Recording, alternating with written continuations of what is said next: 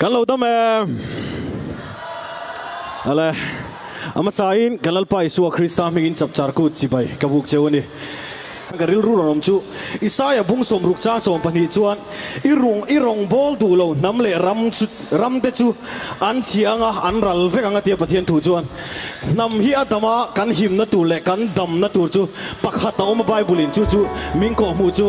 lalpa rong bol hi ni koi muna po ahun lo anga langa po ni se lalpa changam hi alo poi mo berani hallelujah.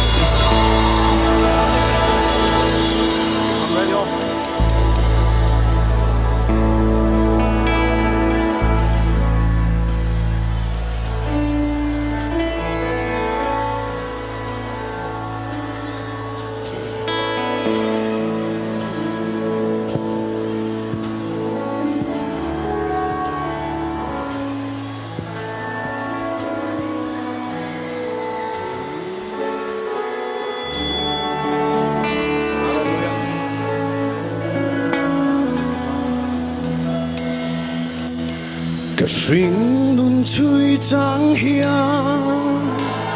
lung oya har mange har sat na le buai na te hia ni tin min hual trina trần pui tu reng om lo ang hia tin lung arum trina lalpa pe say na ero anung reng chi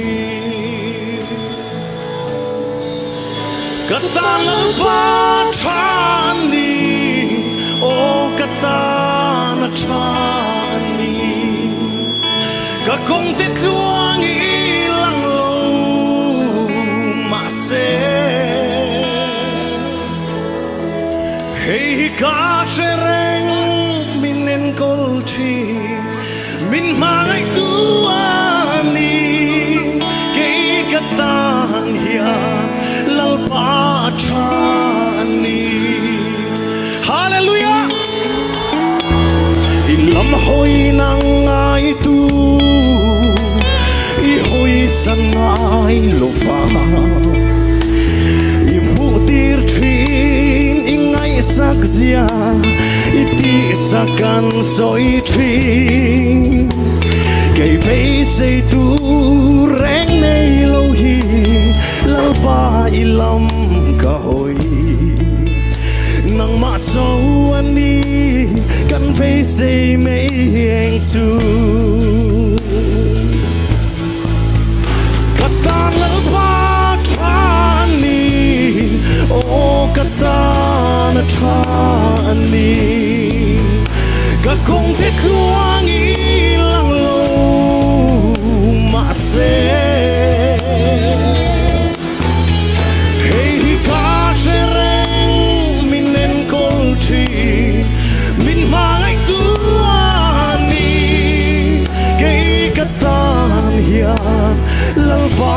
chani hallelujah lalpa hi chani gro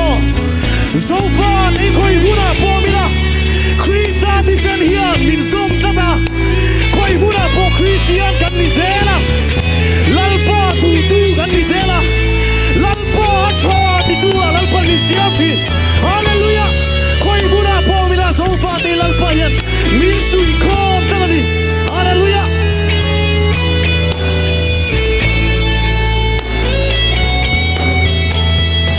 nang malam trăng tu te chan him lâu ang ma se sa trak te I mu tir kha I chen chil na ang chang kay bolal pa hey ka tu ber I ke bula hi chu ru hiani kay zong kering tri me hallelujah kata lalpa chani o kata na chani ka kong te tuang ilang lo ma se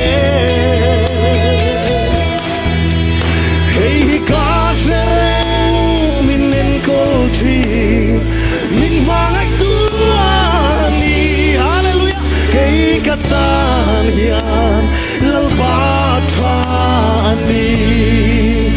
nang malam tran tu de nang malam tran tu de chan him lo ang ma se Sadrakate imutir ka Ijen chil na ang chang Kay polal pa Hey katuper Ike bula umhi Tutulu hianin Kay zong karing trine Hallelujah Katalal pa trani O katana trani Lalpa milo fa puiro Te tuangi lang lo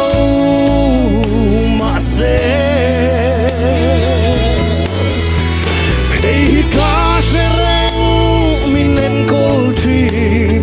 Min mai tuani Kay katan hian Lalpa trani Katalan pa trani Katalan pa